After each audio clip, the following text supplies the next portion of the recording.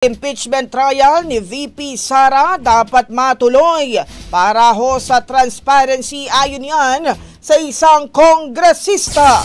Brigada Haji Caaminio, ibrigada mo! Brigada! Live report! Susuportahan ni FPJ Panday Bayanihan Party List Representative Brian Poe ang pagpapatuloy ng impeachment trial ni Vice President Sara Duterte. Sa panayam kay Poe matapos na maghain ng kanyang unang 10 panukalang batas, sinabi nitong ang layunin ng paglilitis ay itaguyod ang demokratikong proseso kaya marapat na ilabas ang mga ebidensya. Hindi anya ito tungkol sa pagpabor sa alinmang panig, kundi sa pagbubukas ng gobyerno sa bawat Pilipino. Punto nito, susundan niya ang yapak ng inang si dating Senadora Grace Poe kaya boboto siya upang ituloy ang impeachment proceedings para sa transparency. Dagdag pa ni Poe, karapatan ng taong bayan na makita ang ebidensyang inihanda ng House Prosecution Team.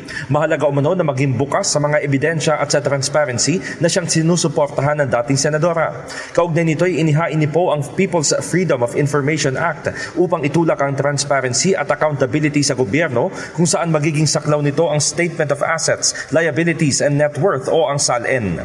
In the heart of changing lives, ako si Brigada Haji Caaminio ng 105.1 Brigada News FM Manila, The Music and News Authority. Ang bahaging ito ay hatid sa atin ng Guard C Plus with Zinc Capsule. Always protektodo ang kalusugan.